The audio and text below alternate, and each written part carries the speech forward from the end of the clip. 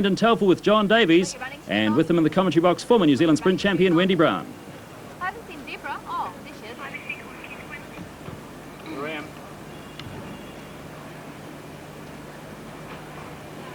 Thank you.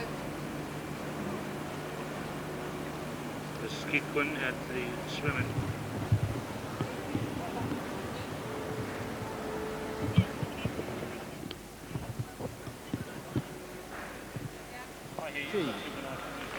So we're looking at the lineup for the women's 100 metres here at Mount Smart Stadium. In lane 2, representing England, Paula Dunn.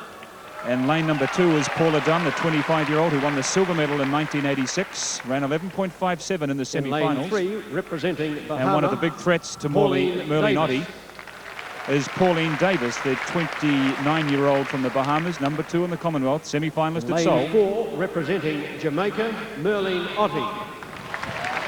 Ranked in the world's top 10 in this event every year for the last 10 years. Gold medal in 200 metres in 1982 and silver in 1986 in this event. Australia, Kerry Johnson. The real wild card in the heats and semi-finals. Kerry Johnson ran a very fast 11.19 in the semi-finals this afternoon. Lane 6, representing Wales, Sally Ann Short. The Welsh champion, just 21 years of age, 11.47 in the semi-finals. From Wales, Sally Ann Short. Lane 7, representing New Zealand, Briar Toop. Just 16 years of age, 4 years younger than anyone else in this field, and the first finalist from this country in this 100-metre race since Wendy Brown in 1974. England, Simone Jacobs. Fourth in 1986 is 23-year-old Simone Jacobs from England. And completing the lineup, number 304 and lane number 9 is Stephanie Douglas from England. Well, we're very pleased to have with us in the commentary box Wendy Brown. Wendy, firstly, some thoughts on the performance of Briar Toop so far? Oh, excellent. Lovely to see a New Zealand record. You can only do your PB, and to get a New Zealand record is marvellous. What about this woman, Merlin Ottey? Well, I would pick Merlin to win. She's running really hot with Johnson close behind, I'd say. Those are the two form runners, Merlin Ottey in lane number 4 and Kerry Johnson alongside of her in 5. Look for Davis in lane 3, and Briar Toop, who's run so well as she's improved with every round, seems totally unfazed by this big occasion, a crowd of over 20,000 people here, but it's not bothering the 16-year-old schoolgirl. The women's 100 metres final.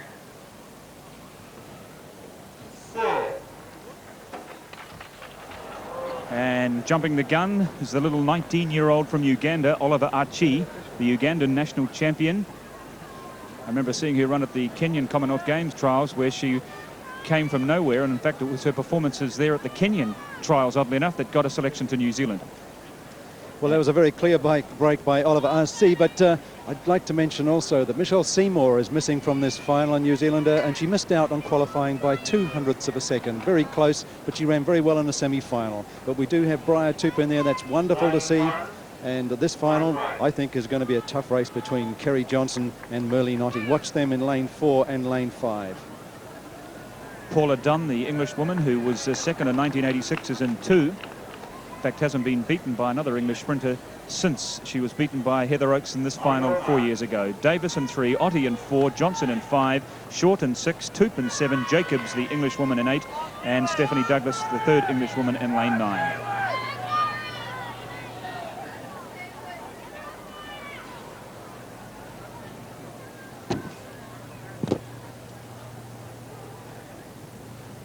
The women's 100 metres final.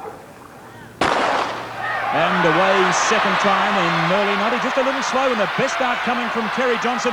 Now at the 50-metre mark, Merlin Ottey gets into a work. It's Merlin Ottey that gets there close to second, Johnson second, and in third place, Pauline Davis from the Bahamas. But as expected, it's Merlin Ottey, 11.02. Just outside the Commonwealth record, but a New Zealand all-comers record for 29-year-old Merlin Ottey from Jamaica. She gets the gold medal to go with her gold medal in the 200 metres from Brisbane in 1982. Superb performance from Ottey. A little slow out, but once she hit top gear, they said goodbye to her. Been pretty typical of a Brendan, but the win 4.37 metres per second following win, so it will not count in the record, but the victory, the gold medal, certainly well. Merlin Ottey shown that she's the form runner here, this time at the Commonwealth Games in 1990. A little unsteady start from Stephanie Douglas on the outside, and she, I think, would get what we call a flyer, and you can see she's well away on this lane on this side. In the middle of the track, Kerry Johnson from Australia got off also, but Merlene Ottey really starts to stretch out now, gets those long legs moving. Look at the vigour in her arms. She blitzes the field in this last 25 metres, eases up a little going to the line, 11.02. Kerry Johnson from Australia satisfied with second, and a good run from Pauline Davis in the third place. But Briar Toop, you can see, has finished in 6th place. That's a great run by her to finish in this 1990 final that way. Here they go again. Watch in the middle of the track. You see Kerry Johnson doing exceptionally well, getting out there nicely. Now Merlene Ottey, who we saw in the semi-final, also gear up from 50 metres out. She does it again, gets into that top gear, really winds it up with her arms. Just look how vigorously she runs. She's a beautiful runner, and she certainly deserves the title of 1990 Commonwealth gold medalist. Marvellous comeback by Merlene Ottey. Well, Wendy Brown, talk us through this style and performance of Merlene Ottey. She's not a really good stylist. You see her right arm going right back, but very, very strong, very relaxed. Look at her face. No effort there at all, just relaxed, good high knee lift, excellent leg speed.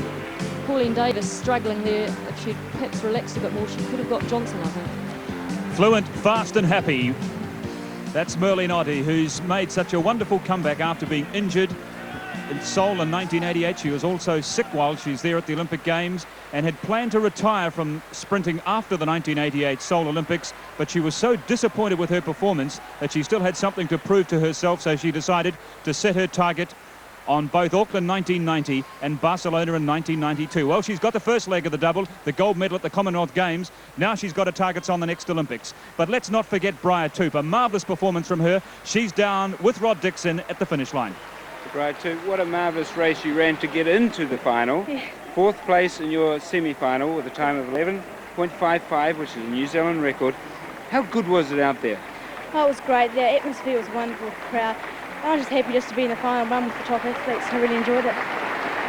This has given you a tremendous experience to go on with. You're young enough now to go on and challenge the world. Yeah, well, I'm going to hopefully Bulgaria in July, August. So I needed something else just to pull me through, and before I actually went there, so it's just really great. And the relay coming up? Yeah, that's my last day. I've got 200 metres tomorrow. The heats for that. So I'll just wait and see how that goes tomorrow. Briar, it's fantastic to have you in the final, and good luck with it.